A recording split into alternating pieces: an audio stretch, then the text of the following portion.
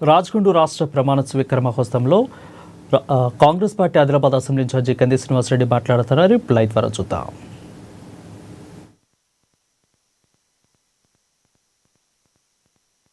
మనిషి ఇల్లమ్ముకొని పోటీ చేసిండ్రు అంటే ఉన్న మాటకు కట్టుబడి తను నమ్మిన సిద్ధాంతం కోసం కట్టుబడినటువంటి వ్యక్తులు ఈ సమాజంలో ఇప్పటి కాలంలో చాలా అరుదుగా ఉంటారు. అలాగే తన జాతి కోసం బతికినటువంటి, తన జాతి కోసం తన జీవితాన్ని అంకితం చేసినటువంటి వ్యక్తి సోయం బాపురావు గారు. మీరందరూ కూడా మీలాంటి జాతి ఆదివాసీల 9 కులాలు వీళ్ళందరి కోసం గొంతు విప్పి పోరాటం చేసేటువంటి శక్తి సోయం బాపురావు గారు. నేను ఇవన్నీ మాటలు ఎందుకు చెప్తున్నా అంటే, నేను స్వయంగా సోయం బాపురావు గారిని చూసిన. వారి యొక్క మంచితనం ఎప్పుడు వచ్చినా కూడా మీరు సోయం బాపురావు గారి ఇంటికి వెళ్ళండి, ఫస్ట్ ఆయన మిమ్మల్ని అడిగేది ఏమాట, మరి దూరం నుంచి వచ్చినావు, అన్నం ఏమన్నా తిన్నావా అంటాడా అన్నాడు. సోయం బాపురావు గారి ఇంట్లో చేతులు అడగంగా, సోయం బాపురావు గారి ఇంట్లో భోజనం చేయంగా నేను వేల మందిని చూసిన. నేను స్వయంగా ఎప్పుడు ఆయన ఇంటికి వెళ్ళినా కూడా, అంకుల్, నేను ఆయన్ని అంకుల్ అంటే ఆయన నన్ను అంకుల్ అంటాడు.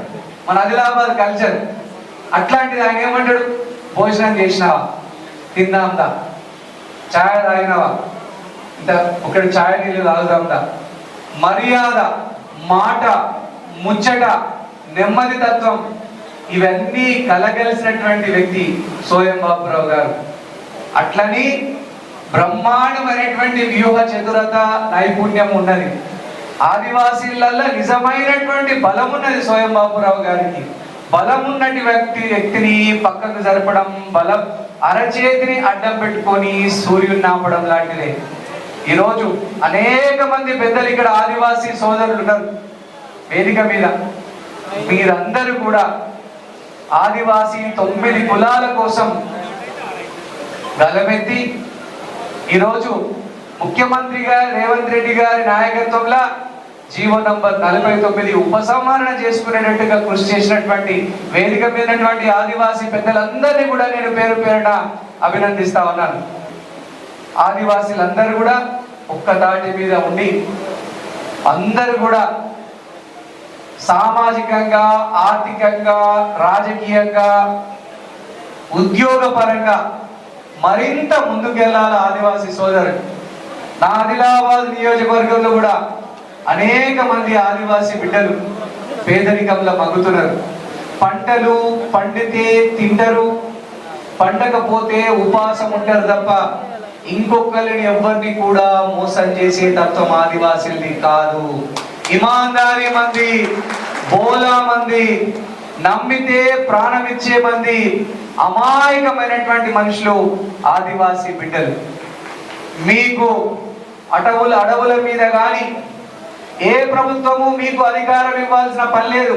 అడవుల మీద మొట్టమొదటి హక్కు ఆదివాసీ బిడ్డలదే.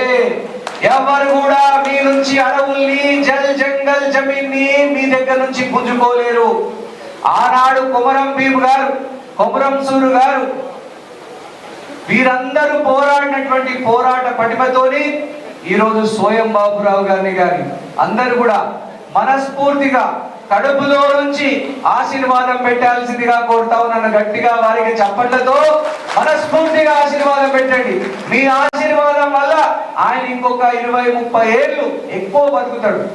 ఆయనకు దేని మీద ఆశ లేదు, డబ్బు మీద ఆశ లేదు, ఆస్తుల మీద ఆశ లేదు. కేవలం అంటే కేవలం తన జాతి 9 ఆదివాసీ కులాలు నిరంతరం అభివృద్ధి సాధించాలన్నటువంటి లక్ష్యంతో పోరాడుతున్నారు. కాబట్టి ఈరోజు ఇది నా దృష్టిలో రాజగోండ్ సేవా సమితి అనేటువంటి వీరికి అధ్యక్షులుగా ఎన్నుకోవడం రాజగోండ్ సేవా సమితికే ఒక గౌరవం తీసుకువచ్చింది. సోయం బాపురావు గారు ఒక వ్యక్తి కాదు, ఒక శక్తి. ఆయన నిరంతరం ఆయన జీవితం అంతా కూడా మీకు అంకితం చేసిండ్రు. ఆదివాసీ బిడ్డలకు ఏ కష్టం వచ్చినా మీ కంది శ్రీనివాసరెడ్డిగా ఆదివాసీ బిడ్డలు ఎప్పుడు ఏ కష్టం వచ్చినా